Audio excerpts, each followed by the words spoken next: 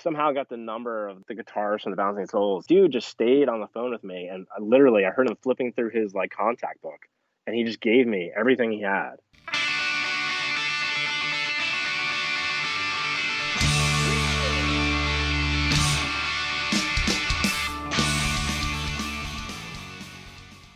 Welcome, everyone, to This Was The Scene, the podcast that takes a look back at the late 90s, early 2000 punk scene. I am your host, Mike Doyle. I couldn't find a write-up about Shabbagoy anywhere online, which is, again, great that this podcast exists because now this will be the information that explains who this band was to people who remember them from back in the late or the 90s scene. And I reached out to Joe Pulito, who is the godfather of the NJPP archives. If you want to go check that out, it's where pretty much every fucking demo from the late 90s, mid 90s, early 90s Jersey punk scene exists, njpparchives.com. So I said, Joe, I need to figure out the intro, and there's no info about Shabbagoy. He goes, oof, tough one. Say melodic punk / hardcore staple of the early mid 90s central Jersey scene. Something like that could work. I said, ha, perfect. He goes, weird band. And I said, I'll add that. And then he gave me a thumbs up.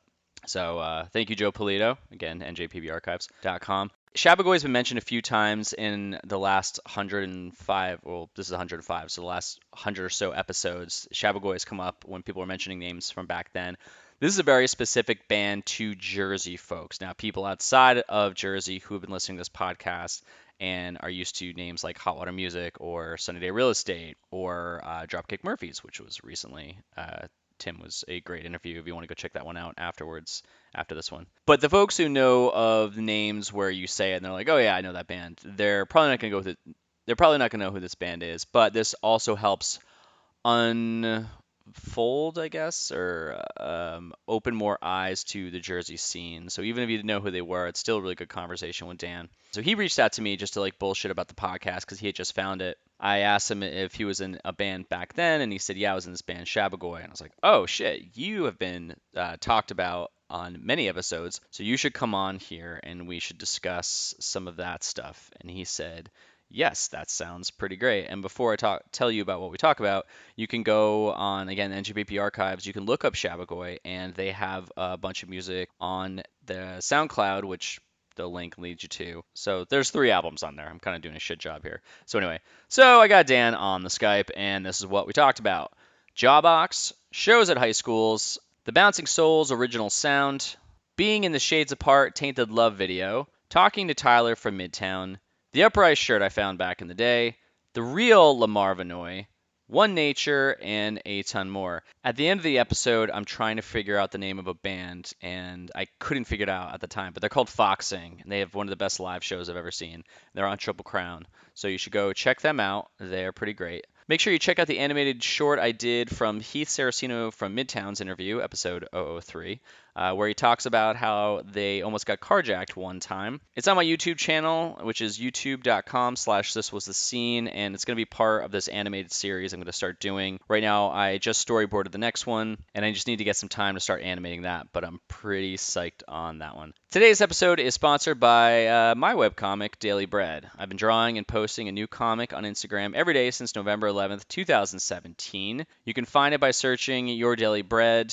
Y-O-U-R, Daily, B-R-E-D. I'm working on my new book called The Couples Checklist, the book to see if you should keep dating each other. It's a checklist for couples to help them grow their relationship. It's also meant to show you if you should bail from the relationship you're in based on how much shit you don't know about each other or you're going to learn about each other and you're going to not be a fan of. This will be the 5th book that I put out. The first book I have is a collection of the comic. The second one is an illustrated story about my divorce, and the other 2 are like prompted sketchbooks. So the first one's called Drink and Draw, a sketchbook for single people sitting at bars, and it's just got prompts like draw a unicorn, drinking a beer. It's just like weird shit. And the one after that was called Draw Some Richards, a book for people who like to draw ...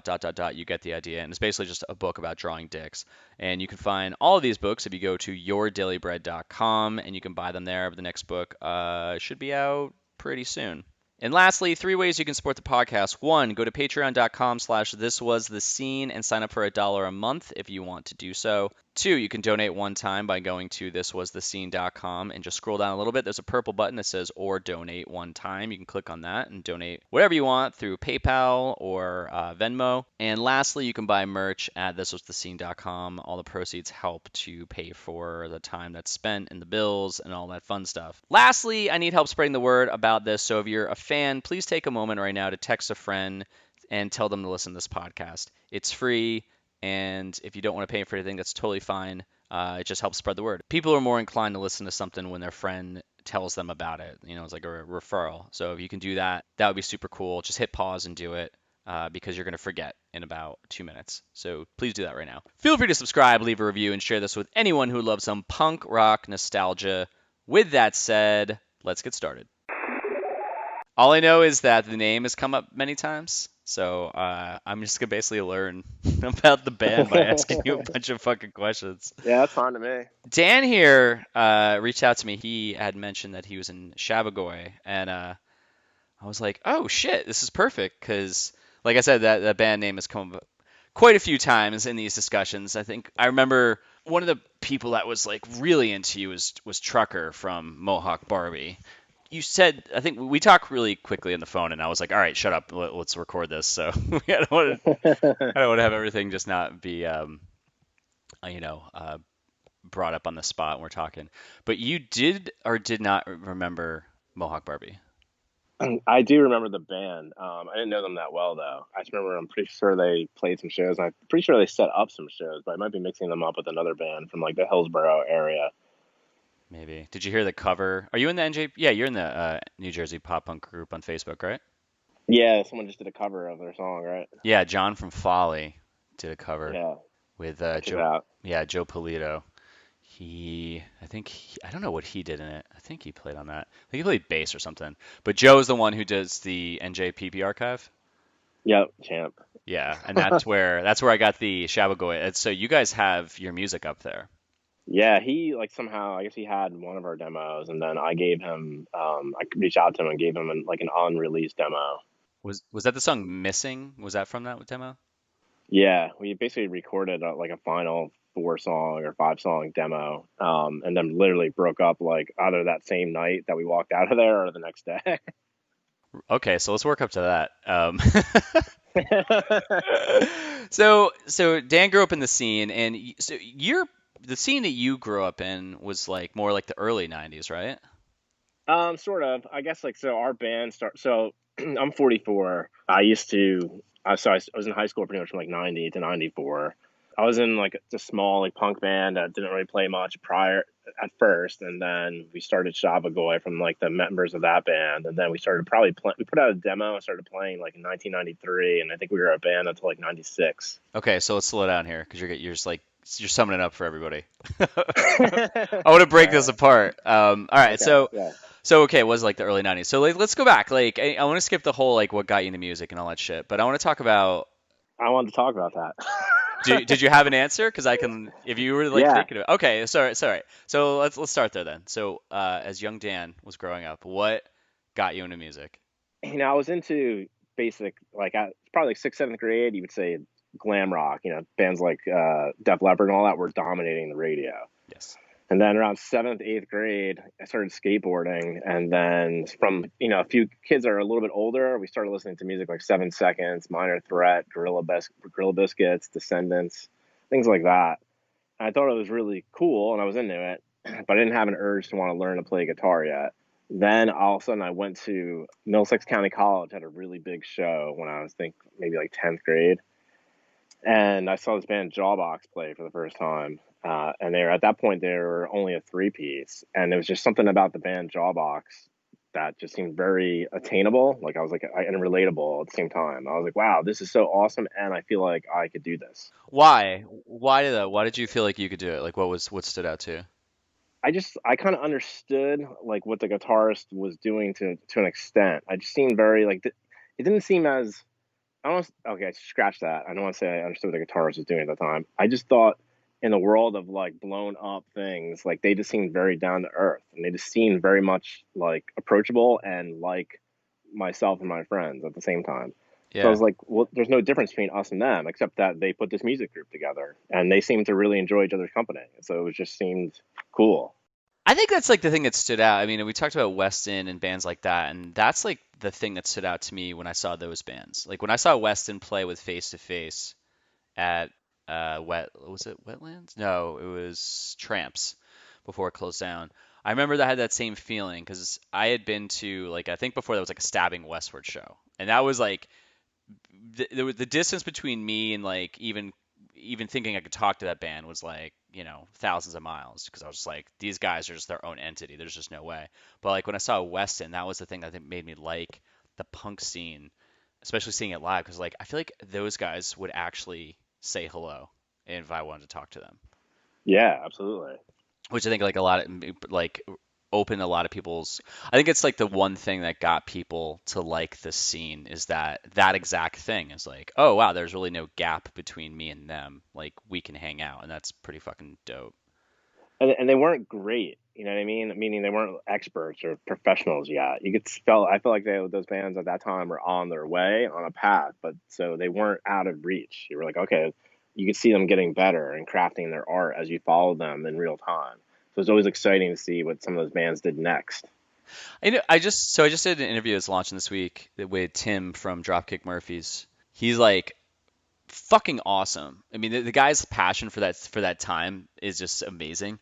He was talking about Jawbox and Burning Airlines, and I never really gave him a listen, but I actually went and I opened Spotify up as I was editing his, and I like gave Burning Airlines a listen. I was like, how did I miss this?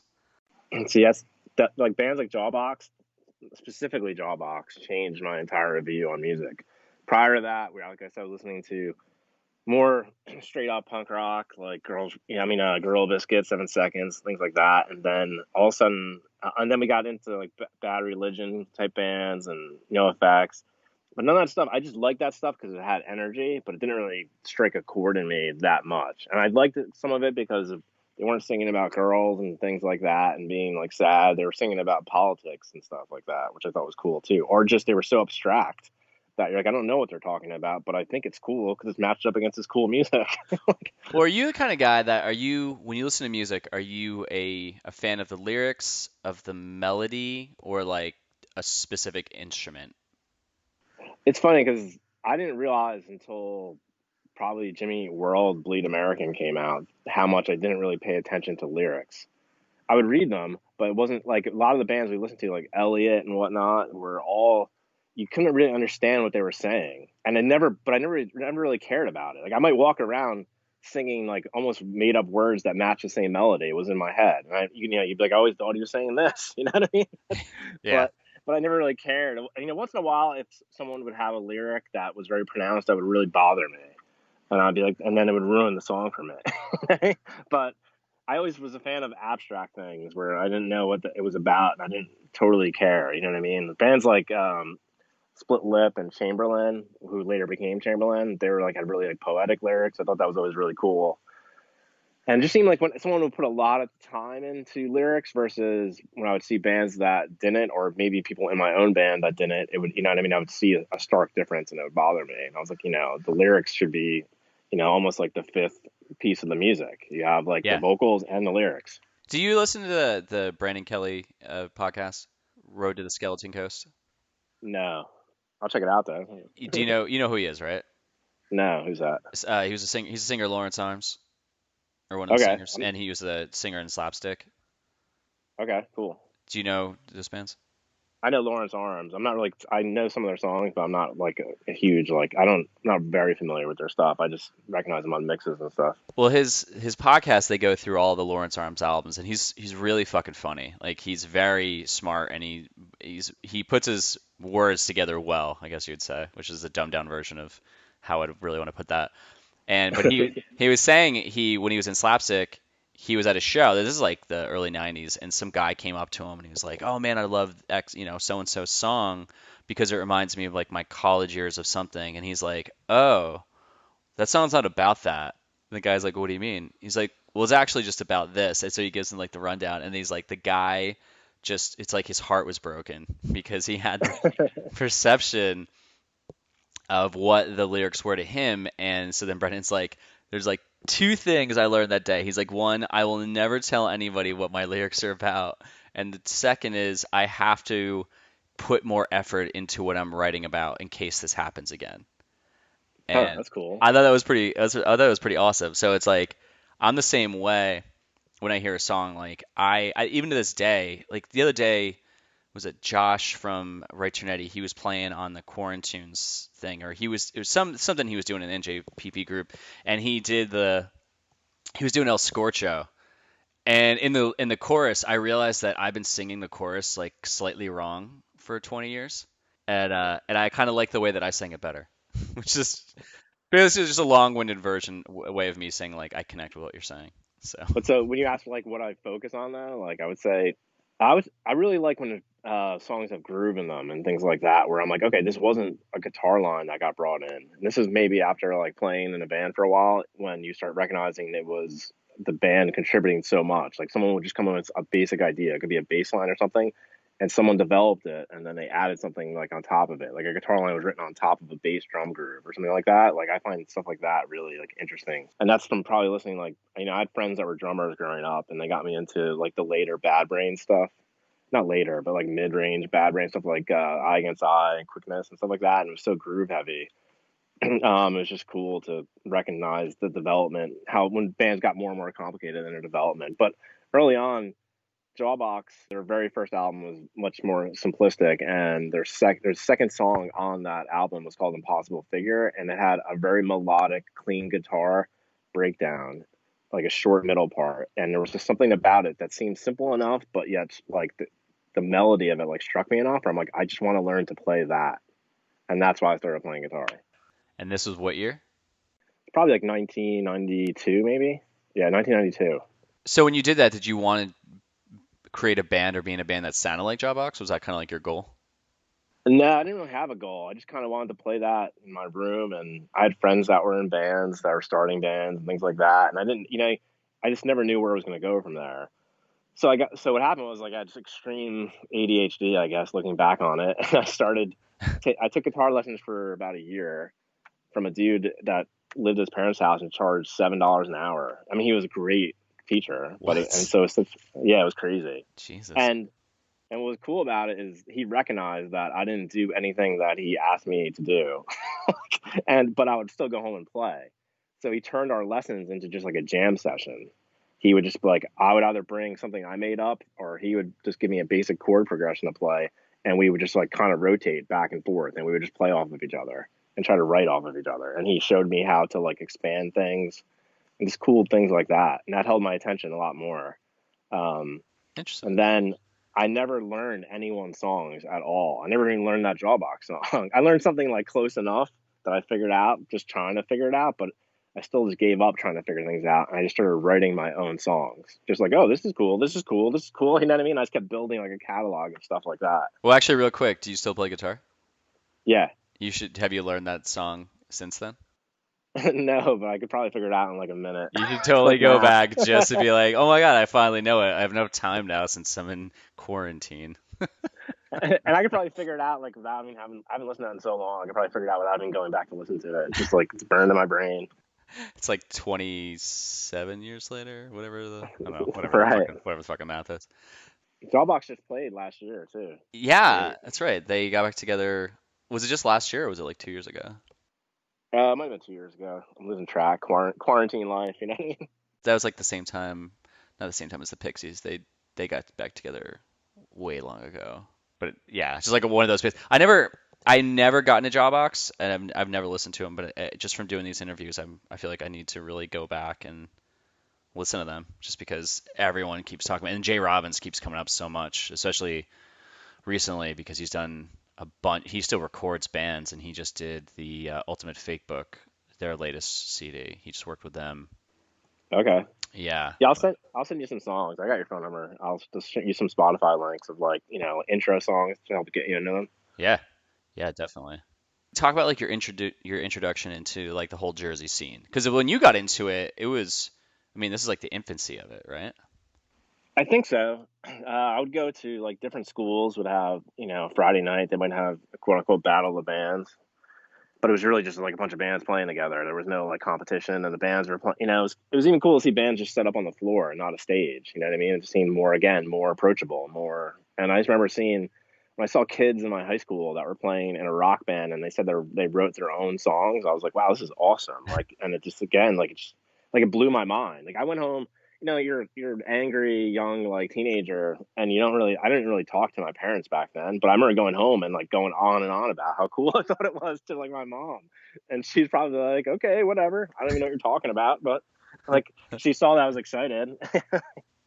What's like a show that you remember? Because I've never, my high school, so I went to Jefferson and we had coffee houses, and that was like a mix of like one, there'd be a band at the end, but before that'd be like some kid would be tap dancing, and then another person would be doing like an Elvis impersonation. It was just like the fucking gamut, and it was run by the school. So the Battle of the Bands were like, did the school run those, or did the kids just like asked the school if they can just have a show, and then they did it?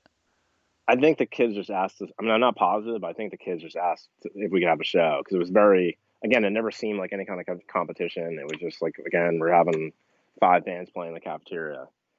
And this wasn't that often. It was only like I remember that was probably one of the first times I saw a live band that was of sort of you would say your peers at school. Well, that's what I remember because I did an interview with Jeremy from Sticker and Craig from Sticker, and they were talking about playing. They played in their high school, and the whole place was packed. Do you remember Sticker at all? Did you ever see them? No, They were like a punk ska band. I think they were like more the mid '90s, and then they broke up.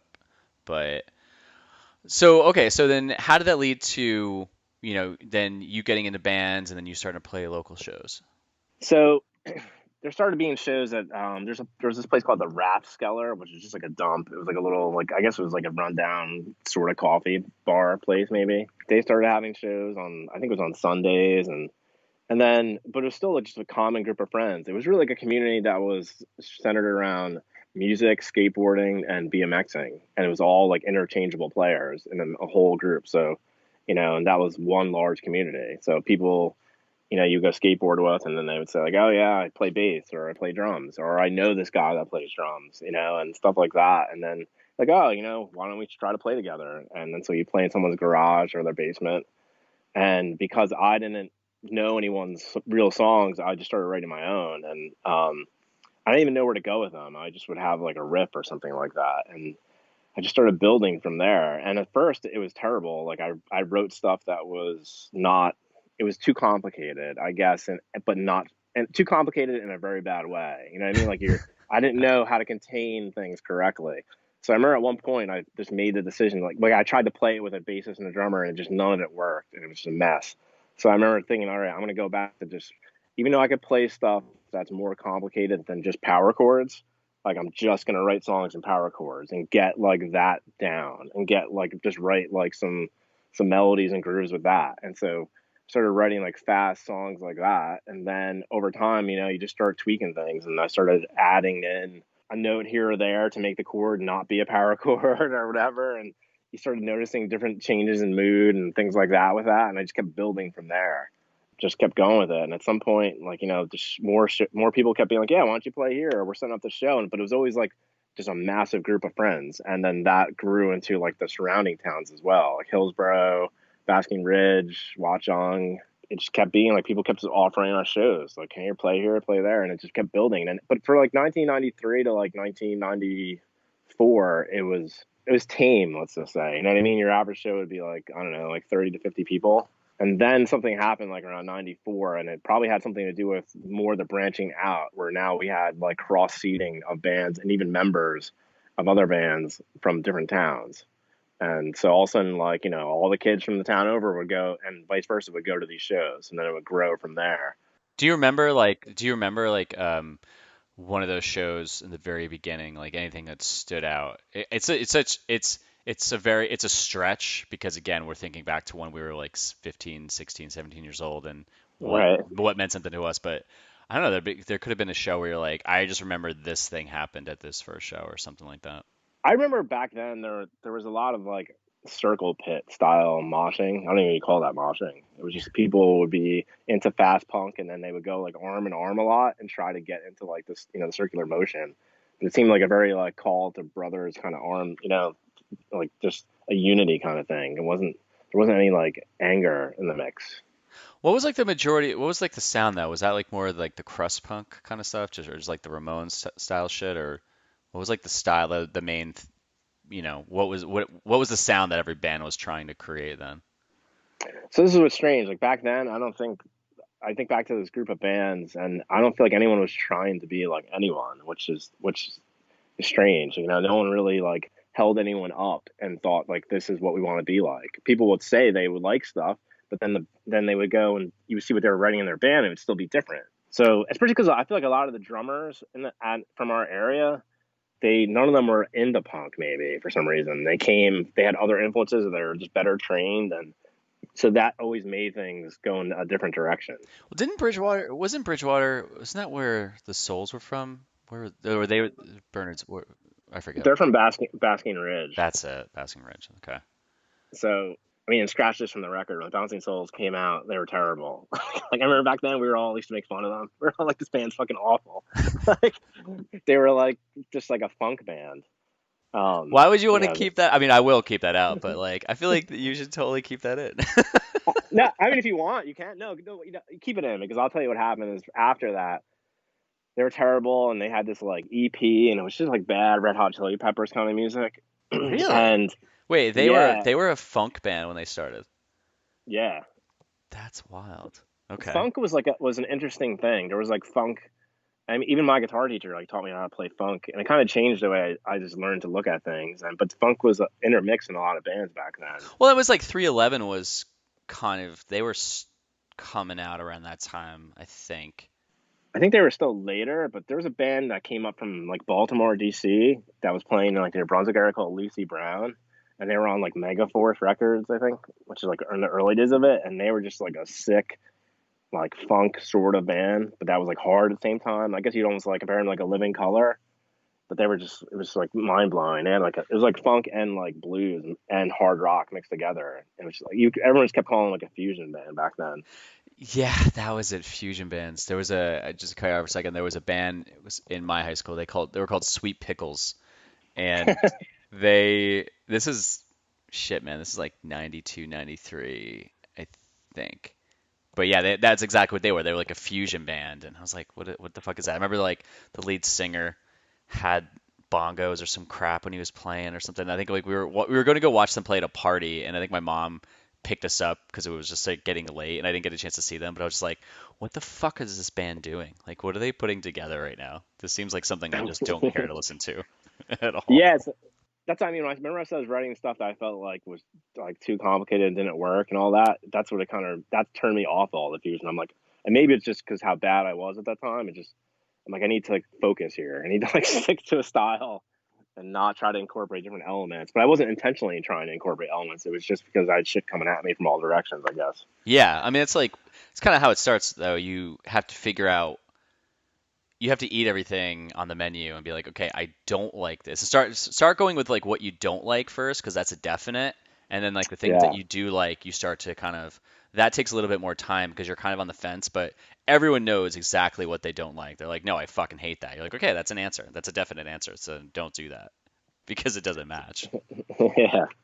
So I was thinking about the Bouncing Souls put out a documentary. I think it was like about 15 years ago. I think it was about the first 15 years of the Bouncing Souls. Hmm.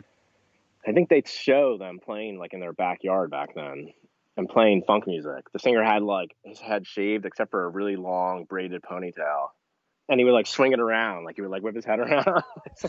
But It's um, amazing. so you know that song "Joe Lies When He Cries," I think it's called, that they have. Uh, no, I don't actually. So they put out a CD called "The Good, the Bad, the Argyle," and Yes. I guess it was a mix of stuff that might have been earlier 7 inches, but that was like the first cementing of like the sound that everyone became to know as the Bouncing Souls. And that's when people started like liking them. I remember going to, I think it was this place called the Roxy in New Brunswick, which I used to have these all ages shows and on Sundays, and the place is packed. they were now a punk band, and they had their shit down. And their singer was just like a really good front man. He used to like always wear a suit, and he used to do like these like chicken dances and stuff like that. He was like really entertaining. Where you're like, but that didn't exist, you know. You're like, you're a front man. And I always think of that now when I think of music. Like everyone plays guitar or plays bass and things, but no one's like a full on front man, and it's like just a Yeah. lost art. So when you do see it, you're like, that's awesome. Yeah, no, actually, that's a good point because that was another thing that was the whole thing that opened my eyes when like started going to shows and where I think the scene started to expand is when you saw those bands where the person like someone in the band was just saw that they were so comfortable on stage and they would start almost like they cared that they were playing and they took it seriously, but they didn't take themselves seriously like, oh, I'm in front of you playing. They just got really comfortable. And like Weston, right? Seeing like Chuck wear a wrestling helmet and a cape. Jim would wear his school outfit or whatever, and then Dave would just be Dave. And like so that like that or there was other bands where their frontman was that confident. And you're that's that's fucking awesome. And they just had their own style though. I mean, it's funny you bring up Weston because that show I was talking about with the Bouncing Souls at the Roxy, Weston, I played that show, I believe. They Oh played yeah. it often in New Brunswick. So yeah, New Brunswick used to have these shows. This is now like probably 1994, and Shabbagoy used to get on a lot of these shows. And it was so there was four major bars. There was the Roxy, the Bolodrome, the Court Tavern, and the Melody, and all of them would rotate basically and have these afternoon shows. I think they would usually be like 1 to like 5 p.m. or 1 to 6 or something like that. But they would be packed. All of them would be packed. They would have like mixes of touring bands and local bands, and it was just an awesome time. And it only lasted probably for like that year, because I guess most of the bar owners are like, this shit's just not worth it for us. Yeah. I mean, it worked for the. I guess. I mean, that's probably why it worked for Legion Halls because they'd be like, okay, it's $300, 500, whatever. I mean, Ricky would know this more than me, but like whatever would be to call it. Like, I'm sure in the beginning, renting a Legion Hall would just be okay. Let's say it's $300. They're like, great, and then all these kids show up. But the bars, you got all these kids showing up, but none of them buy drinks, so it's like pretty fucking pointless. And Right. and then they're like, okay, well, we're not really making any money, so this is like this sucks. I mean, I that's mean, I my think they should charge like $5 for like a soda. I mean, at the same time, it's like just like you'd be buying a beer, but yeah, but we didn't have any fucking money. I mean, who at 16, right, 17 had right, any money? Because we were just like, okay, I got $10, I got $2 in gas, and then the rest is gonna be for Taco Bell. right, right, That's right. like it. So talk about Shabagoy. Tell me like how the band got together, and then like, yeah, let's start there. Like, how'd you guys perform? So I was playing around in a band prior to that, and the singer Joe, who I just met through skateboarding and common friends, he went to a different high school. It was Somerville. I think I can't. I think it was called Immaculata. He just one day we're skating. And he's like, I hear you play guitar. Do you want to play? So we started playing with a different drummer and a different bassist, and that quickly kind of diffused. And then through common, I knew a guy, another Dan that I went to Dan Golson that I went to school with, and he said he plays bass. So then like, well, why don't we pull him in?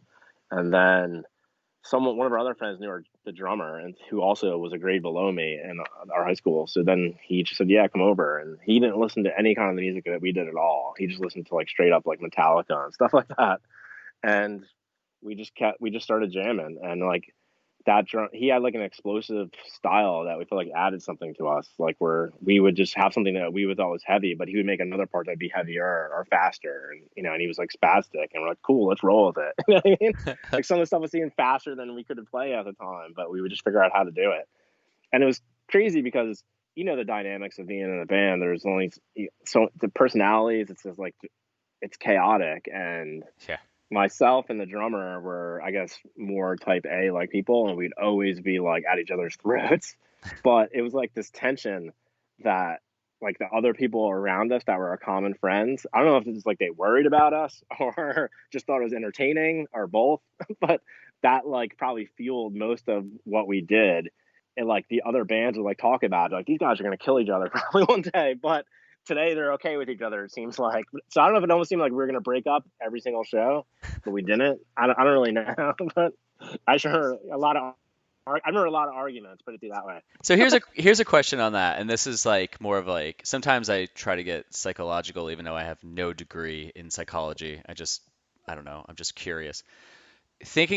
looking back, and who knows what kind of answer I'm gonna get out of this, but if you look back to that and you're saying like, because when you're in a band, you get frustrated because you have a vision, even though if it's not expressed out loud. There's a feeling you get when you're in a band and like you're trying to do something and someone in the band is getting in your way.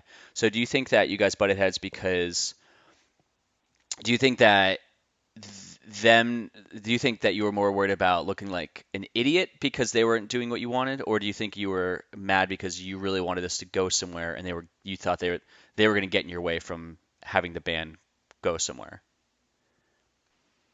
The tension was more just in the writing process. I would say like I would come up with something, or we be even possibly collaboratively working on something where the other guys are already on board, and then one guy would be like, I don't really feel it, and you could just tell like he wasn't even trying. You know what I mean? You're like, dude, trust us. Like this is cool. Keep rolling with it. Try to come up with something better. Stuff like that. And so it was like the halting on the writing process, but we always prevailed. In the end, everyone would be on the same page, and it was cool. But it was like sometimes it'd be like pulling teeth. And then as far as giving up your time to play shows, back then like we didn't really care. This is all we did, so it wasn't a matter of like someone's not pushing hard enough or anything like that. We just were like, oh, cool, show on Friday or Saturday or both or whatever. Let's go there. That was like our scene, and we actually some of us might have had different groups of friends outside of the band. So that's how you got your like instant crowd to come to your show. Like we Yeah. each would have like three of our own friends, and then now you got 12 people there in the beginning, and so on and so on. But did that answer that question? I don't know if it did. Kind of. Yeah. I mean, that was your answer. I mean, whatever your answer is, that's the answer, right? So, Right. what did you guys sound like to everyone listening? Like, what was Shabagoy's sound? I would say like we sounded like somewhat more like I guess like a more melodic singing version of Vision, maybe early on. A very early Vision, who were a band in Bridgewater, so we kind of like looked up to them. Who did it? That they had the album in a blink of an eye. Didn't Vision turn into another band later on? No, I mean they might have had like shoot off bands, but offshoot bands, but they didn't. And I think they stayed the course. I mean, they were a band like that kept getting back together, and they were a band for a very long time, which I didn't really follow beyond the first album. I wasn't into the vocal style. This wasn't my thing. Like a lot of my friends dug it, but for me, it just wasn't what I was. Like sometimes I felt like it was mismatched with the music for what I personally liked. There's a flyer on the NJPP archives for '96, and it's got what is this? Browns Mills, New Jersey, and it's St. Hmm. Patrick's Day Punk Bash featuring Shower with Goats, which says Fueled by Ramen Records, which I don't understand because they were never on Fueled by Ramen, I don't think. But it says Shabbagoy, so you guys were under the headliner in the way this is written. But it says they sound like Dag Nasty! Exclamation point. So, so we put out our first demo, and it's kind of sounded like I just described, and we had one singer, and then we got a different we kicked that guy out, or we just went in our separate ways, and because we just thought we wanted to sound different, we wanted a different style of singing, and then in that transition I started writing more like dissonant music. The new singer took on more of like a talk sing kind of on vibe, which is more like Dag Nasty Wig Out at Danko's, or I forget the name of that album. The second Dag Nasty album, which for them was also a radical departure from their first album. But anyways, that's what everyone when it came out started comparing it to, like a mellow version of that, I guess. And people kept saying that and Peg Boy. Those were the two bands they were comparing us to at the time. Yeah, because I was listening to the song "Missing" that's on the NJPP archives, and that was from. This must have been This is the newer demos, right? You were saying it's got like Yeah. trying to think, never Yep. come clean. I just like listened to it musically. When it's kicked in, I was like, damn. Like when did I'm jumping forward, but I want to jump back. But when did you guys record those songs? You said like what year? That was 1996, and we recorded it at this place up in Wayne called I think it was Third Studio from the Sun or something like that. I forget the guy's name, but it was in his basement. But that was like, we weren't from that area, but I forget why. I think a bunch of the bands we knew at the time were also cycling through that studio, so we went and recorded that there. And just musically, when it started off, I was like, wow, this has like a really big sound. And I was like, for '96, I mean, it just had like a big sound for a local Jersey band for that time. That was like the one thing that stood out to me. Cool, thanks. Yeah, it Yeah. was like heavier and harder than even the stuff we had prior to that, but yet melodic at the same time. That was like kind of our deal. So like, what was the typical like? Okay, you guys. So you kick out the first guy, and then you get the next person in. So how many people are in the band? So there's four people in the band total. Our singer, both singers, were just always a standalone singer, didn't play anything else, and we had one guitarist and one bassist. What was like the style of you guys, like your live show? We say live, like I think we weren't like these people that like moved around a lot. And I think that was like a big thing back then. You kind of just like fairly stationary, and then your singer was always expected to be the like the focal point entertainer. You know what I mean? Like he was the one that's supposed to be like the maestro entertaining the crowd. I don't want to say like we didn't hide behind him. We were just like out front, but it was just different than how it would be like maybe like 10 years later or something like that. Yeah, I remember said this so many times, but when I saw Bigwig play the first time, and they just like went balls out, I was like, oh, that's the way that I always want to play live. I couldn't fucking Yeah. stand. I mean, in the beginning of playing, it was like so intimidating because I think our first show we played at the American Legion Hall in Mount Arlington American Legion Hall, and the crowd like sat down on the floor, and it was awful. We're playing, and we're playing these brand new songs at 16 years old or 17 years old, these punk songs, and it's got this like energy, and everyone just sitting down Indian style, like just like looking at us. It's like this fucking blows. I never Yeah, yeah. want to have a show like this ever again.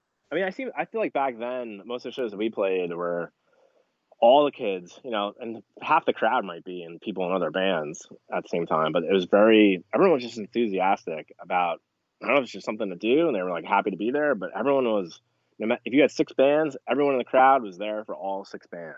They would line up and be like, show us what you got. Oh wow. You know what I mean? Like, and they were excited to hear about it, and they were open minded to it all. This way you could have a lineup that could be very diverse. And people were just into each unique thing. Where I feel like later on, like I played in a band years later, and the people didn't hear of you beforehand, they were like out in the parking lot. Yeah, I was guilty of that. I was definitely guilty of that. I mean, I'm like that now. I mean, I've been that way for just because I'm older, but like, I was gonna say back. I forget you had another question lined up. What's up? Yeah, I got a few. Don't worry. I'll guide this. Also, those shows, and this is like I don't know if you should reach out to these guys to talk to them probably, but there was a place that opened up after those bars and that did a matinee shows called the Down Under, and it was I'm not sure if it was across the street from the State Theater. There was a hotel, and it was the basement of that. So you'd walk into the lobby, and then you made an immediate right turn and went down these stairs, and there was like a nightclub down there. I guess it wasn't maybe in use, but it was like almost like a cigar lounge, but they had a stage. And these two guys, John Stanley and Nate Gluck, Nate was later in Vision and Ensign and bands like that, and John was in a ton of different bands like For the Love of, and they were both in Strength 691 at that time. They started running shows there, and that did wonders for like the whole like scene, I guess you would say. Like they had shows there all the time, and they would get touring bands to come through, and it was just like a well-run DIY venue. But it was also like you guys took over a club. What? You know what I mean? Like this place is seemed like legit, and it was just cool. Like, and fans started having record release shows there and things like that. And I mean, that's the first time I saw Elliott was there. Shades Apart had like their record release show there for their first Revelation release. And what's cool about Shades Apart is that they did that cover of Tainted Love, and they were from Bridgewater, and they only invited all the bands that they knew to come be in the crowd in that video, including us. So Really? I just thought, I was like, yeah, like, come on, guys, like, we're on the rise and we're taking you all with us. Like, I remember that video just them playing outside of a house in Jersey, and they were on like I don't remember there being a crowd in that video. there's a, well, it's like they interwove like a script, but they played a full show. And so you'll see, I think it's not till the end. All of a sudden you see all these kids come running in.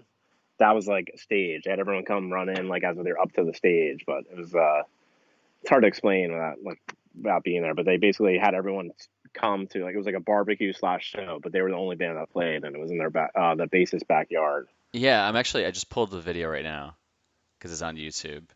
Wow, 165,000 views. Good for them. Well, a couple questions. Do you know a lot about that video? Like any information about it? Because I want to ask you about like if you knew the kid in the video or like where they like where the house was.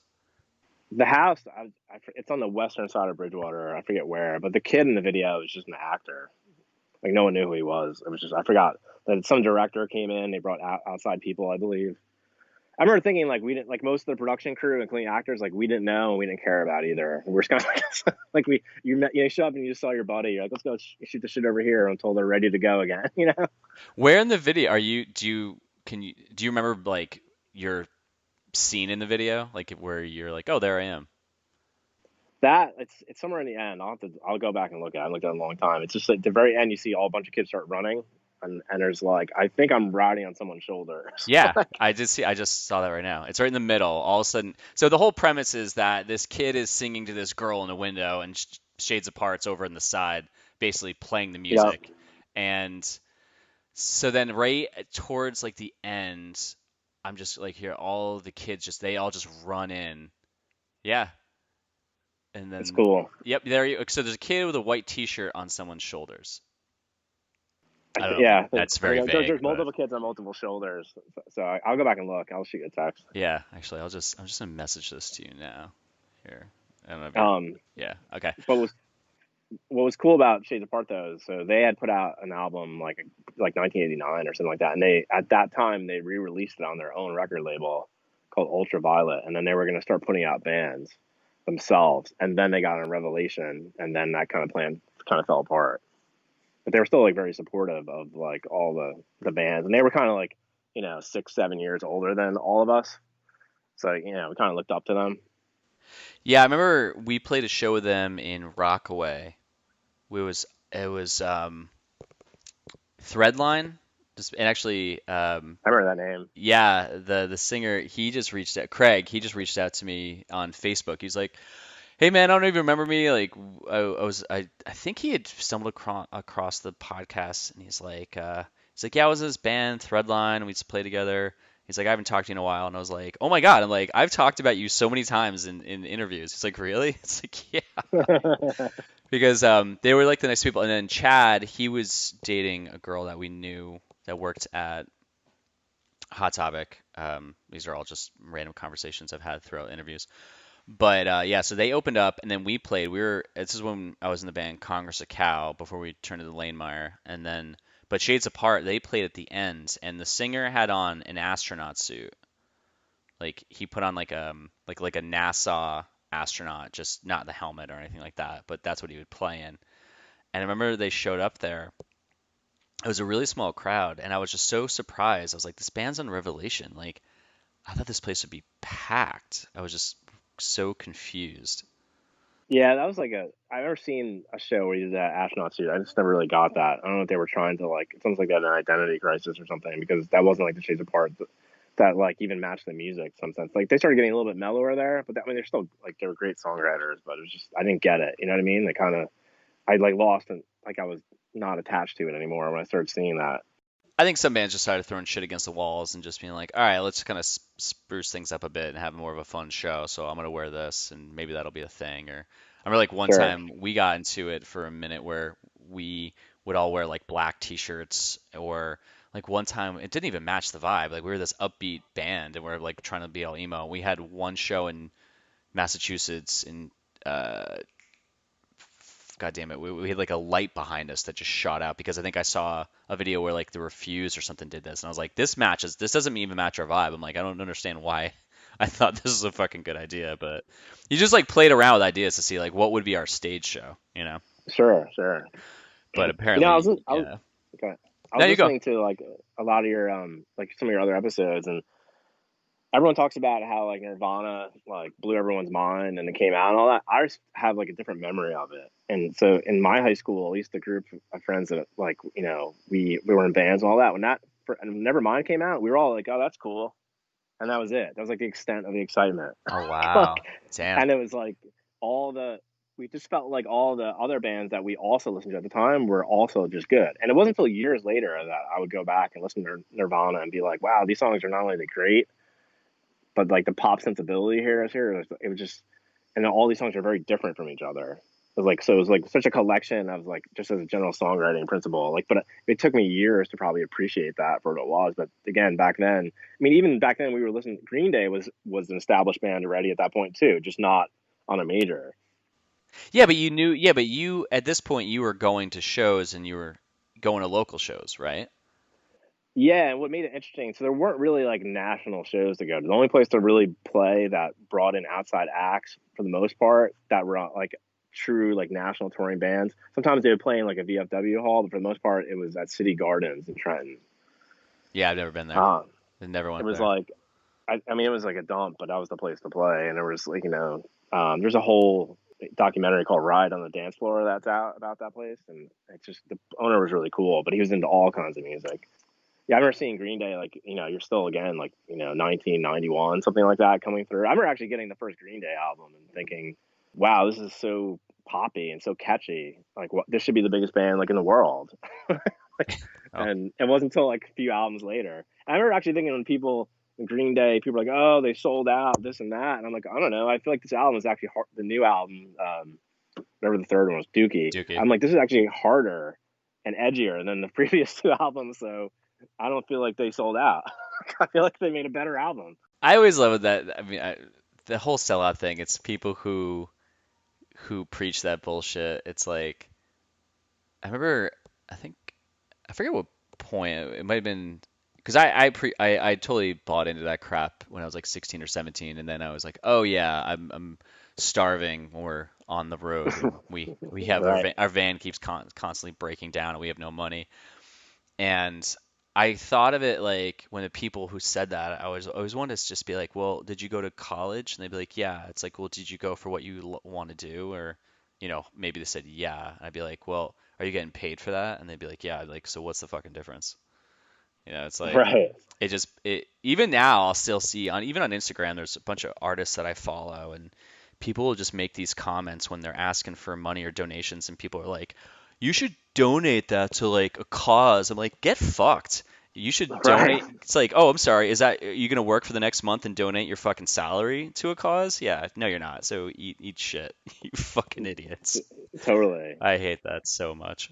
I remember thinking, these bands that would sign up to major labels or even like a better indie label, what they were really looking for most of the time was support. Like these bands that would do that, you're like, they were already like, beaten down by the road and things like that. I remember like, I think it was an interview with Ari from Lifetime saying how frustrated he was that they would go places and no one had access to their records anywhere. Yeah. And he's like, so they're always like a new band. He's like, so it's almost like the system is working against us. Like we're out here working harder than we need to be at this point. Yeah, it's like all you want to do is just be able to like pay fucking bills like everyone else, and everyone's like, "You're not allowed to live like me. You play music." You're like, "What?" Yeah, it's a most interesting story when you think about what quote unquote selling out was Jawbreaker. Are you familiar with that band? Yeah, Like you watch their documentary they have. I think it's called something about breaking down or something like that. It came out like a you've year mentioned ago. so many good documentaries. I gotta write all these down. I'll text you these things, but like the Jawbreaker documentary, because I remember that they put out a release on like Geffen or something like that, and everyone like literally their entire fan base just turned their back on them. I remember listening to it. I'm like, this is their best album, no doubt. I'm like, it's a departure, but it just sounds like the band's just getting better, and it's just you see all like that literally ended their career. Like I said, they showed up to do like some major shows, and literally the entire crowd just turned their back on them. It was like a protest. Just like it's so fucked. What was that shit that was going around on Facebook recently, where it was like it's like the top 10 albums that changed my life. That how like everyone starts doing that, and then everyone's like tagging someone else and all that crap. So I just Yeah. like as a joke, I put on like the top 10 albums that didn't change my life, and I put number one, Dear You. And so a couple people were like, "What the fuck?" And I was like, "I'm just doing this to be an asshole." But it was true. Like, and that was an album that I didn't listen to until years later. And even when I got like, I went into Flipside one time, and Alan, who I've interviewed before, Alan Rapport, I walked up and I was like, "All right, I know nothing about Jawbreaker. I just know of them. Stockpile me with the albums." He's like, "Oh my God!" So he gave me like, it was like Bivouac.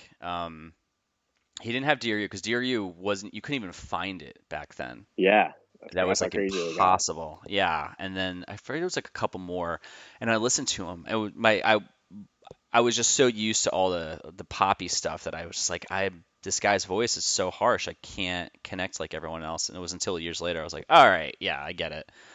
But yeah, I was just like it wasn't as digestible for me. And then Dear You, I mean, definitely even when I finally did hear, because my friends had it, and I was just like, I don't I don't get it. So I could see why I don't see why people would turn their backs on them, but like it definitely wasn't a digestible sound when I first heard it. I I think the reason that people turn their back as well is because there's rumors circulating when all the majors are trying to pick up bands, and they actually like did a more or less as formal as it could be an announcement saying those rumors are not true and will never sign to a major. And then like 3 weeks later, they signed to a major. Yeah. But enough about Jawbreaker, I guess for now. I mean, I could talk all day about all these bands, Well, tell me about I, like I okay, love them. so let's go to Shabbagoy. Did you guys ever tour?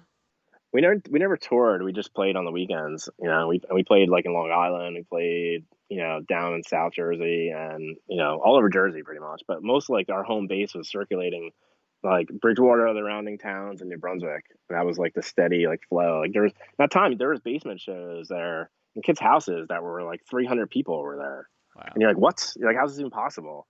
You're like, and like, not only that, but like, what parent would let this happen? Like, Well, I don't think they it's knew. I don't think it was a couple times until they're like, "Oh yeah, this is where all those kids come over and it gets loud as shit."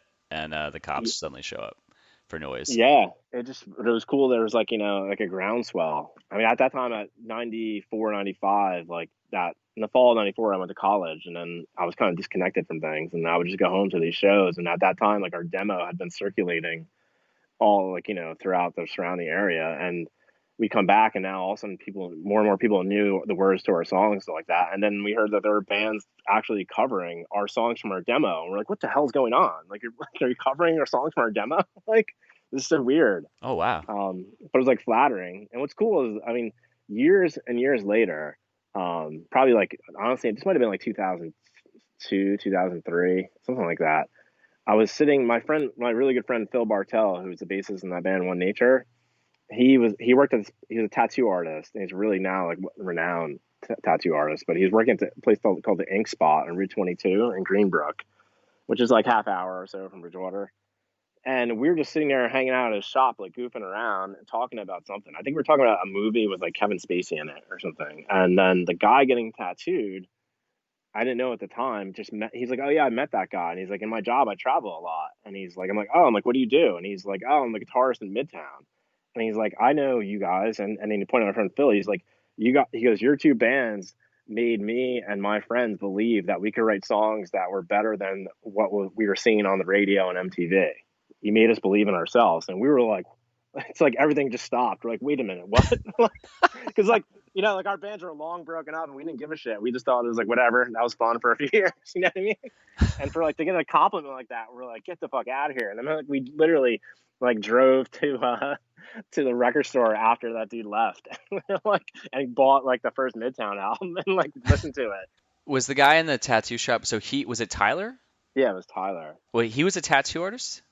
No, he was getting tattooed by my friend. Oh, okay. Yes. I think I do. I could be wrong, but I think in Heath's interview, I believe he mentioned you guys. And this is like 2.5 years ago when I listened to it. I could swear that he mentioned you. I know he did mention Situation at 1200. And then he was like that was a band that came through that everyone forgot about. And but he was like a big fan of that. But I could swear he mentioned you guys. So okay, Um, so sorry, what were you gonna say there? I was just thinking, like, quick side note to my friend's band, One Nature, and they were just like that band still to this day. Like, I think they're just amazing. I go back and listen to their shit all the time. I'm so happy when like I had it, like as MP3s, but it's so cool that Joe Pulito put it up there, and like those guys were just always to me like I'd rather. Well, this goes is true for a lot of the bands that we were friends with and played with. I'd want to listen to their demos more than I wanted to listen to like the CDs. I was like, this is cool. Like, there was a general excitement that we're all connected, and I'm like, that's awesome. This song by this band's just as good. You know what I mean? Like, so it's just a weird time to think that you're more excited about the bands literally like right in your face than you are about national acts. Well, I think it's like you said though, when you went and saw Jawbox, you liked it because they looked like someone you could relate to or you could like talk to. So I think if you're Yeah, seeing local shows, there's that underlying feeling there that's kind of your guide maybe for liking music because you're like, oh wow, this is in front of me. Like I don't have to Because when you see bands on TV, or if you saw those '80s bands, they didn't even look like they were like human beings. They were Yeah, just right. bigger than life, and you're like, that's intimidating. wouldn't even know what the fucking to say to that person. Right. I mean, it's honestly, it's like the same thing as if when I watch like rap videos and they're just like in like $100,000 cars, like slinging like silver, gold, and chains. I'm like, I can't relate to any of this. It's the same thing with rock music at the time. You know what I mean? Like I don't know what any of this is. It's like just it's but the bands like Jawbox and local bands, you're like these. I get this. I understand everything about it. And then if you knew what the songs are about, or they might be about your friend or something like that. Again, you get a more personal tie to it, so you're all the more about it. Well, yeah, I mean, I've worked for myself for like 14 years, and I took sales classes, and they were like, when you go into a sales meeting, don't be slimy, but people like to hang out with people like themselves. So try to figure out, if you know that the person's very quiet, don't be really talkative. If you know the person's really talkative, try to be really talkative if that's your style, because someone's gonna people just gravitate towards people like themselves. So, I mean, it's like that makes sense with bands. You're like, I would totally hang out with that person. That reminds me of me, and I apparently like me, Right. Yeah. even though I can't write music like that.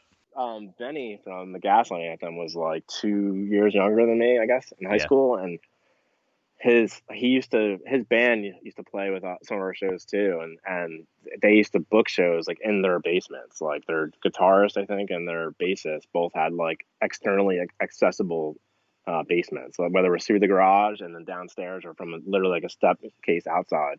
So they used to book shows, and that was always a cool thing too.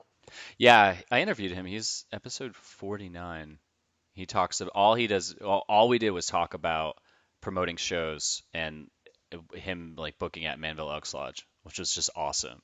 Because I think a lot of people would have wanted to talk about like Gaslight and all that stuff, and I was like, let's talk about the '90s. He's like, oh fuck yeah! It's like 2 hours long. We're just like talking about that whole scene. Like he was really into it. Yeah, he's a cool guy, and it was just what I was thinking is, I mean, we could do something if you want to do another podcast one day or like episode, like if to talk about like a year in music or just like an album, like and get like a group of people and like just talk about that album. That's a cool concept to me to say like, okay, what was happening in 1996? What was the most influential album? You know what I mean? And stuff like that. Just get a group of people to talk about that. Would be cool. Yeah, I mean, organizing these things is kind of a pain in the ass to begin with, but if I could Right. get a couple people on, I mean, I've been looking at, I'm potentially gonna like just not branch out of the idea of what I have, but I'm looking to just maybe do a little like, um, uh, what's the word? Experimental stuff with this. Not like crazy, but that'd be kind of cool. Like pick an album from that time. Yeah, it's not a bad idea. Yeah, like take something, I don't know, like I don't know, like bands like Sensefield or something like that. Something that's like just came out, and especially if it didn't like break out to be as big as it was anticipated or vice versa, like it's just cool to have a focus like that. I just think because everyone's so opinionated too, like and especially if it's like constructive conversation, it's cool. Well, it's funny because like I literally there's albums that I haven't liked. Even just like how you said you didn't like the first Midtown album. I've said many times about like the Something to Write Home About from the Get Up Kids, how I just didn't like that album. I mean, I can listen to it. I just didn't think it was better than 4 Minute Mile. And people are like, how can you? You're like, man, it's like balls to say that. It's like, well, I mean, I'm still a fan of music, so I'm not gonna. It's like I would like. It's like I could talk to people about that time period, and I have an appreciation for it. But just for me as a fan, I could look back to an album from back then and be like, oh, that album fucking blew my ass. I mean, not saying that Right, that album totally. did, but I'm saying like there's albums where I'll still talk about them like that because I'm like I'm still a music fan, and that's just how people who like music will talk. But there's a separation where I can be like, however, I'm not saying that the album's crap. I'm just saying that it affected me this way, and that's why. But I can listen to someone tell me why they think that album's great, and that actually might change my mind a little bit to try and listen to it with like a different set of ears. I'm like, all right, I think I can appreciate that a little bit. Yeah, I agree with you about that Get Up Kids album too, by the way. Yeah, I just like the keyboards in it, man. It just watered it down. And I love James Louise, so I like Reggie, and I love him playing drums and Coalesce. I just didn't think the keyboards. It just took like it. I don't know. It thinned it out for me. Yeah, and it's just like there was just a just a rawness to like songs like Washington State Park, I think that song is called, like stuff like that. Just had more, just is more where I was at least at the time. And then so when the stuff came out, it was like just more popular than where I was at in my general mood and vibe. Like, and at that time, Yeah. the bands I was listening to were bands out of like Louisville, Kentucky, bands like Falling Forward, who later became like Elliot, and that band Split Lip like blew my mind. I was like, all right, this is like, it was so like dark and moody at the same time, but yet edgy, and it just everything about it kind of was like, I'm like, yes, like I was so Yes. into the first Split Lip album that I literally sat down and started writing them a letter about how like I feel like like the shit that they're doing is so in line with where our band was at the time in terms of like writing, like the chord progressions and stuff like that, that it blew my mind. I'm like, wow, I'm like, you're it's almost like this guy's thinking what I'm thinking at the same time. I'm like, it's like, it's just kind of crazy. But from a timeline perspective, I was going in a darker direction, I guess, in some sense, or more dissonant, and listening to those Discord bands, and yeah, just like, I mean, even like Sam I Am, we're still like, we're going, that's the time like that, their first major release came out, our first major label release. That had like Capsize and stuff like that, and Was that I like that Astray? that edge. Astray, was that No, the album? that was like two albums later, Okay. um, Yeah. which I love that album too. Um, Was it I Clumsy? mean, Clumsy, yeah, that was it. Okay. Sorry, I'm totally cutting you off and help you, just like making you lose your train of thought there. Now you're good. And I remember thinking back to like, so for our band specifically, I would go to record stores and shows, and then we would get flyers for shows. And then the way we started getting shows was I would just call the number that was listed on the flyer for info. And then I'd be like, you booking more shows? You want to book our band? And I would probably mail them a demo or go to the show and hand them a demo, and just kind of like, it grew and got easier and easier from there. And then there was like three major record stores that were in our area or within like a half an hour, let's say. There was Vintage Vinyl out near Edison. There was a place called Curmudgeon Records, which is run by a band, but I can't remember their name. But they were just like, they would have big indie punk sections, and that's what you would do when you were bored. You would be like, all right, let's get in the car, and go Oh buy some yeah. records. Oh, And totally. that's To this day, I've actually I remember this time. Me and Chris, who was in Laymire, we took a drive to, I think, Montclair. There was a CD shop out there, a record store out there. I think it was Montclair. And we walked in. Again, I always would write down a list of the CDs that I wanted, because every time I walked into a record store, my mind always went blank. Every time. yeah, And so I kept a written list in my wallet. So I'd always pull it out and then I'd cross it off when I finally bought the CD. And I remember we walked in there and I bought One Truth, the documentary from Strife. It was like a VHS tape about that tour, that first tour they did, which was cool because that was like one of those things where when we did like 8 tours in Lamar, and leading up to that, it was the bands that I watched that would come through, and they made it more real to me that I could do it. And I remember getting that documentary, and it was so cool because the music was so serious and so hard, but like behind the scenes they were fucking hilarious. Like right, Rick, right. like I think it's Rick, it's the singer. He's so fucking funny, and I was just blown away. But you saw them, they'd roll up to a show, they'd walk into like an empty club, they'd be just tuning their guitars, and like their guitar would be broken, so they're just trying to like just rig it together to work, and you're like, this is so fucking awesome. And then they'd play a show, and then obviously the place was packed, so then you're thinking like, we could pack shows, which never happened a lot. But in that same time, to kind of wrap this story up, so I picked up a Uprise shirt. Do you remember Uprise? Their hardcore Yeah, band. So they had a shirt in the store. It was like this light blue shirt. It just said Uprise. And we were friends with Mike Z, Drug Free Mike Z, because he went to our high school. And I looked at Chris and I was like, I really want to buy this shirt. Do you think I can pull it off? Even though I don't like, I've never really listened to Uprise and I don't have any of their stuff, but it's like I want to support Mike Z. He was like, no, I think he was like, you'd look foolish in that. So I put it back down and I never got it. And this day I'm so bummed that I never got that fucking shirt, which obviously wouldn't fit me now. But yeah, and just like a random side note there. I'll say I remember a lot of shows like in the Bordentown area. There were like Yeah. big like bands like Four Walls Falling to play, and then there was I want to say it was a Masonic temple in Princeton, and it was the second floor of this place. I just remember because it was we had to lug your stuff up 2 flights of stairs, and it was just always super hot there. But they had really packed shows. It was like you're talking again like easily never less than like 150 people there. And so we used to play a lot of those, and it was just cool. So how did you guys like we'll kind of wrap this up? Like how did you guys finally break apart? You started saying that in the beginning, especially when you're talking about the music and stuff. So like what was like the all right, shit's going awry and we're gonna end this? So we felt like we're in Shabbagoy that things were building. Like there was like all of our shows. Like I noticed there'd be bands playing, and then say there was like 5 bands, and we were like third, fourth, or fifth. Every time we were done setting up, like the place like filled in, and everyone moved up front. I remember there was like a sea change at that point. I was like, whoa, something's like going on here. This is between like our second and our third unreleased like demo, and so we're like, well, the next step, and then we were talking to like the guy from State Apart, about putting out like a 7-inch or something like that. I'm like, we want to release something, and then we just started we were all in college now at this point, and all far apart. Like I was in Stockton College, which is down here. Our singer was up in Connecticut, so we always had to come home for shows, but we were still into it. Like, oh, we'll do shit in the summer.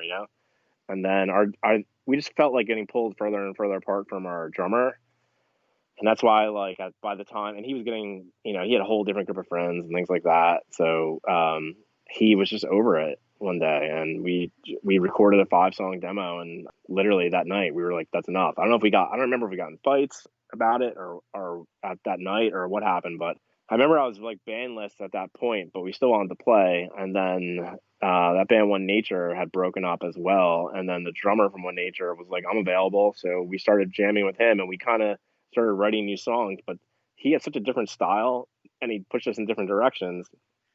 So we were like, well, let's just start a new band. We already have all of our like connections, so we started a band called Arthur Kill, and it was just like in my mind, like looking back, I still love the Shabbagoy stuff, but at that time, I just thought Arthur Kill was like way better, but in reality, it was just different. But I was excited to move and like grow in different directions at the time, and we only played maybe like 4 shows. We split up as well, and then I didn't really play in a band again until probably like 2004. And I don't think, and then our bassist started a band as well, playing guitar like years later as well. But the other guys never played in anything again. Did you ever, when you guys broke up, did you get people coming up to you just being like, why did you do this?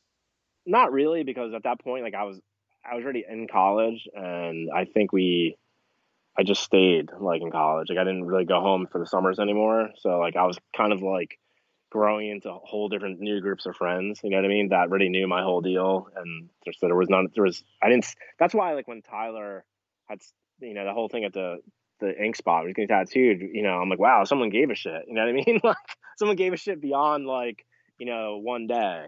And so it was like a throwback in that regard. But Well, you basically missed the late 90s scene then, because if you were at college, when'd you go? Like 96?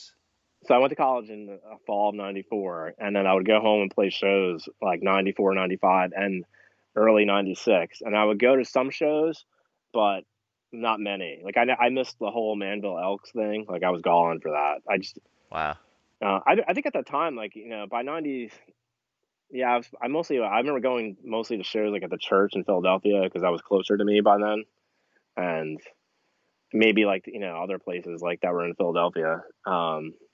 But yeah, I missed that whole thing and like the whole further north Jersey thing. Yeah. I would hear about it, but I don't know.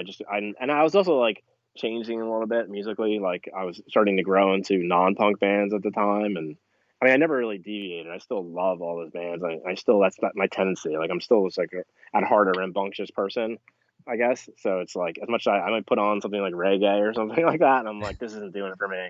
I got to put on something new, something like that, like Elliot or something with more drive. That's something that grabs me. And then I got into bands like Hum. You ever listen to that band? Oh yeah.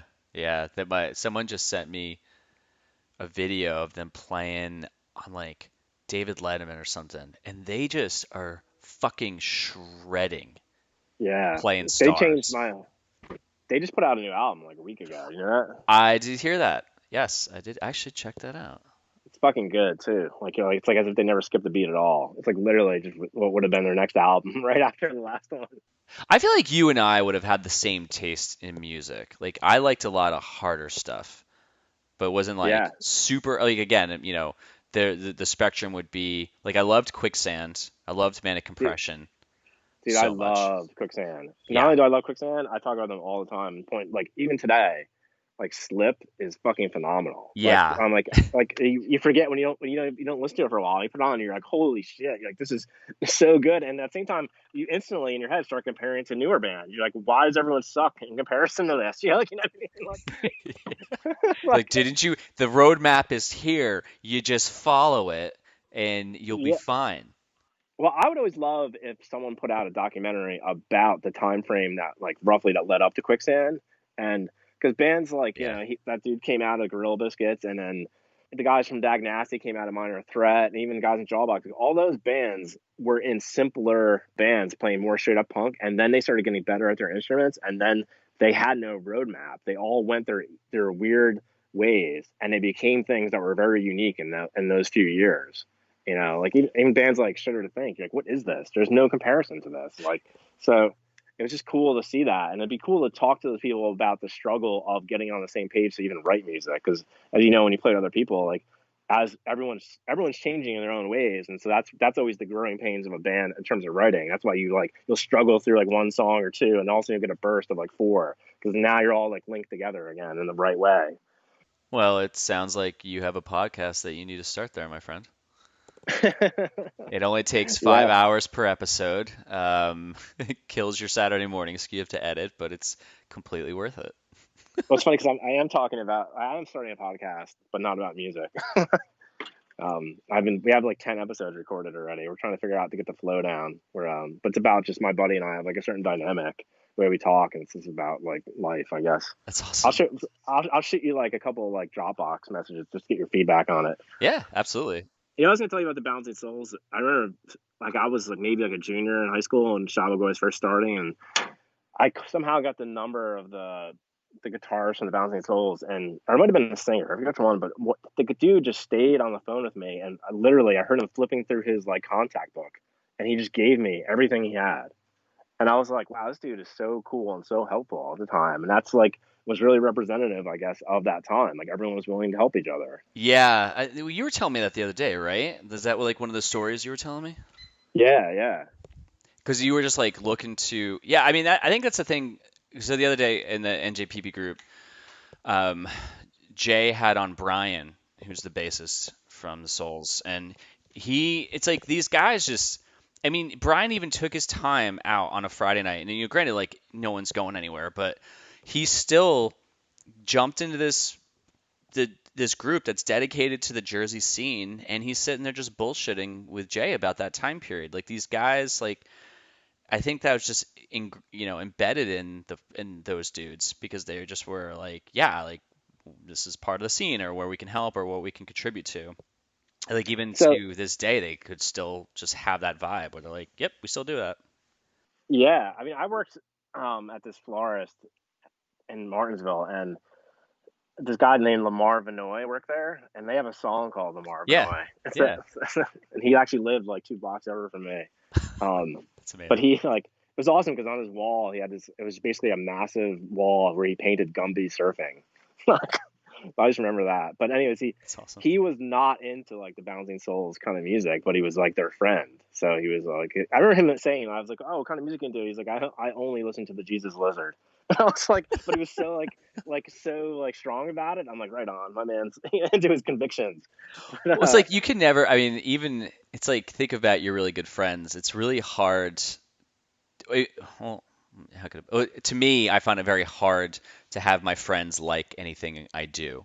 Or it's like it's sometimes sure. hard to get them to sign on board because they know you more personally and they're kind of like, what's this shit? And you're like, oh, I'm trying something. They're like, all right, and they always give you the most shit. So I could see even the most famous band, they probably could be close with someone. They're like, yeah, I don't give a fuck about that band. I don't care about that song or even if it's named after me.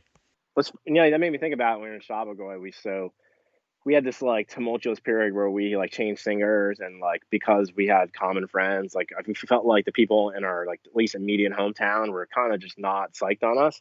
So we're just like whatever, and we just started playing in like surrounding towns, and then all of a sudden, like 6 months later, we came back and everyone had forgotten everything, and they were just excited about the music again. Yeah. And it was cool because it was like outside people had validated us at that time. So it's like versus just your friends, which your friends might have only saw like a relationship that complicated it or some personal squabble you had or whatever. Yeah, I mean, like growing up, because we had two singers. Chris was the main singer in the Congress of Cow days, and then we went to Lanemeyer. I started singing, and I could always tell that like Chris's songs, like my friends would like his songs more. And then when we split, and he did Day at the Fair, and I was doing like Arcade Academy, it was like smaller band I was doing. I could always tell like my friends always would gravitate more to Chris's stuff, and then like mine, they'd be like, "Oh, that's cool," and I was like, "Fuck!" But it's like when I started this podcast, they'd be like, "Dude, I listen to this all the time." I was like, "I finally fucking did it. I finally made something that you guys appreciate, and this makes me very happy." It took a really long time, but I cracked the code.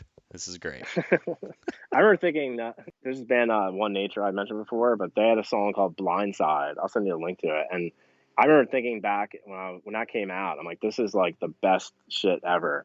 It's like the chorus to that song was so harsh yet so melodic at the same time, and I couldn't equate it to anything that I listened to at the time. And I'm like, and at the same time, these guys are my friends. I'm like, so it was like the best of everything. I'm like, you guys aren't friends, and you made the best shit ever in this chorus. And I'm like, and it was just pumped. I never listened to those guys. I've always heard of them, but I don't know why. I feel like I probably would have liked them. They're amazing, and the reason one, I mean, they're across the board amazing.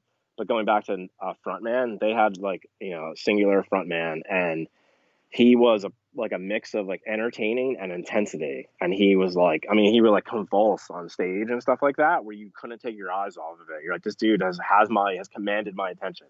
Like it's all I A know. great way to And put that.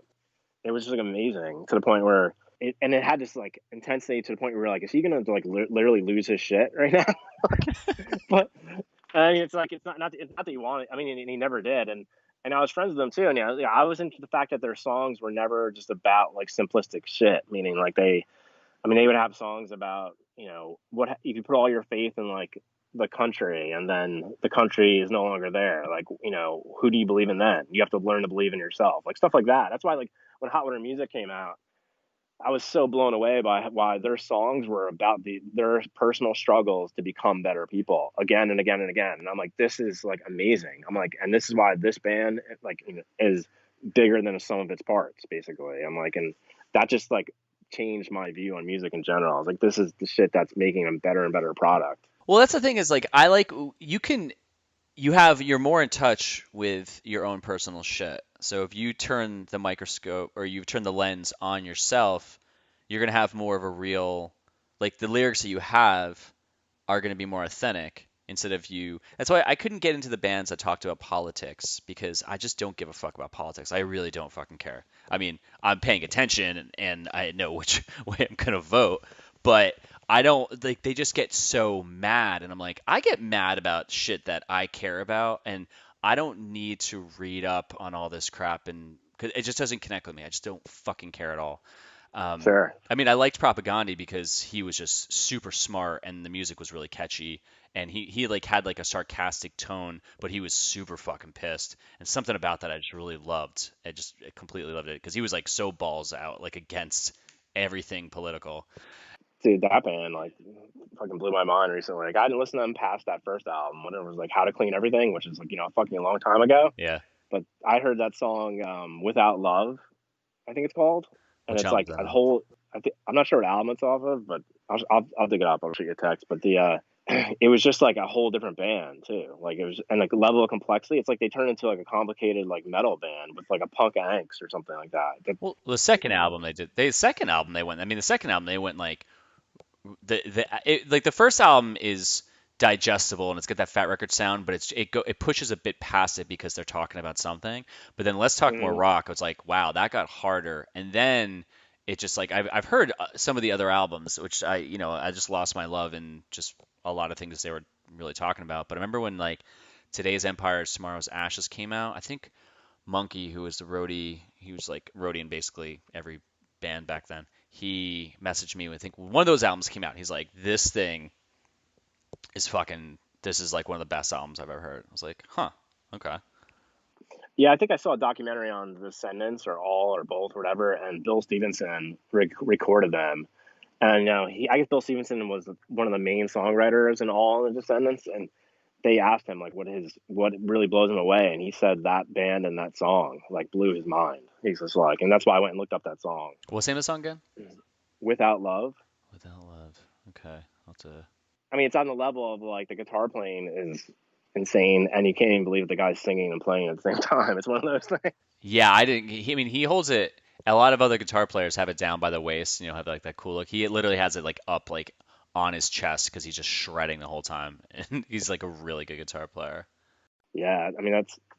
I didn't even realize they were a band. Like, that's how much you're like out of touch I am. And now like nowadays with streaming, and also I feel like in the last like 10 years or so, like there's so many bands now that, and there used to be like just good and bad bands, and there was only a finite amount of them, Yeah. and now there's just like thousands of okay bands where you're like, it's almost like it like makes you like numb to it all. Like, Yeah, how but do you find it? there's some good ones though. Like I just started listening to this band recently, and I'm gonna wrap this up, but I started listening to this band recently called Movements.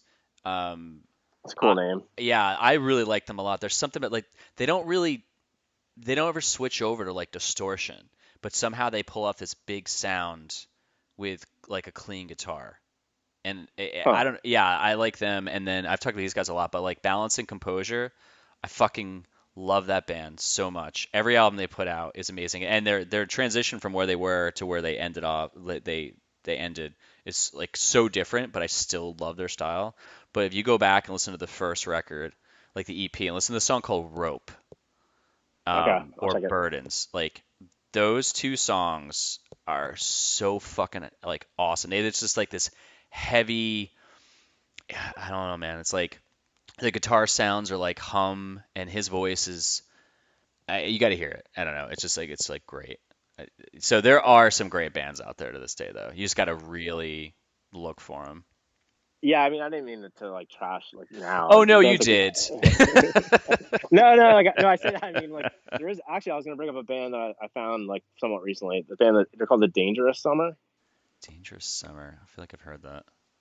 They're really good, like really good. They kind of like I keep going back to them like in the last few years. What's a song that you'd recommend? This is War. This is War. We should just like share like a Spotify list where we just keep adding shit to it. Like make it collaborative. We just keep adding shit. Check this out. I'm down If with you that. want. Yeah, make it. Yeah, totally. I'll pop. Yeah, that's a cool fucking idea. Just like call, I don't know, just give it some kind of interesting name, but we'll just like keep throwing songs. That was my favorite thing from. I always love that about music. It's like you always try to get someone to like your shit or like a song Yeah. that you like, and you're always just super honest. You're like, I don't know, but like once you. I always love it when someone sends me a song and I'm like, okay, that's how I found Balance and Composure. Someone sent that to me like 8 years ago, 10 years ago. And I was like, all right. And I heard I was literally within like 10 seconds of the first song, and I couldn't stop listening to their albums like from that point on. I was on repeat for like the last decade. I just always have them in a playlist. It does make me think for some reason of a show I went to that really influenced me to circle back again. Yeah. There's a place in New Brunswick at Rutgers called the Cook Cafe that used to have shows that we used to play at. When I was like 16, I think I went to a show there. I went to see this band called Grey House, which had that like early like almost like a hot wire music kind of call and response thing. And the band, back then I had like a curfew. I'd be home like I don't know, like 11. And I remember it was like a school night. And the lineup was Lifetime, and then I thought it was gonna be Grey House, but it wasn't. It was gonna be this band from Virginia that no one had ever heard of before, and it was fucking Avail, and it was Oh, their first show ever in New Jersey. Or wow. they all they had was like a 7-inch out, and they came out, and we were standing there, and we were all kind of pissed because we all had to get home. We were like, "Fuck, came here to see Grey House. We're gonna miss Grey House," and dude. And this band fucking just like everyone was just like stunned, like what the fuck just happened? Like they blew the fucking top off that place. So when you go into it, something with like the fact that they blew us away when we up front had a bad attitude shows you really just how fucking amazing they really Hmm. were. Yeah, as they can win you over when you're just pissed off and you're like, okay, I usually have a wall, but now it's like, 20,000 feet deep. Like, there's no way you're getting past this. I don't give a fuck who you are. And they start playing, you're like, okay, the wall has been shattered. I I will remember the next accept day in you. school, we were like, "What the fuck happened last night?" We were like, as if we were like stunned by it. Like, what was that? It was insane. Oh man, I miss those moments. I've had that one. I've had that moment recently. Last couple years, I saw this band. Oh my God, I'm gonna totally forget their name. They're on Triple Crown. I just talked to them. Oh my God, they were one of the best live shows I've seen in such a long time. I mean, these kids, and like literally the end of the show, and the guitar player, he just took his guitar, just gave it to someone in the audience and walked off the stage. It's like, what the fuck is going on right now? Ah, fuck, I forget the name of that band. All right. You ever hear the band Merciana? Mm, no. So like, I think the drummer used to play in that band Nowhere Fast, Oh, yeah. and Matt Hake. He was a drummer, I believe, at the time. So they were like a few years younger than us in high school. But in like 2003, four, whatever, he started playing guitar and singing in a band like in New Brunswick area called Merciana, and they were fucking amazing. Uh, Matt But Haig. it wasn't like punkish. I mean, it was like, it was more like melodic, like, I'd equate it to something more like Elliot, I guess. Okay.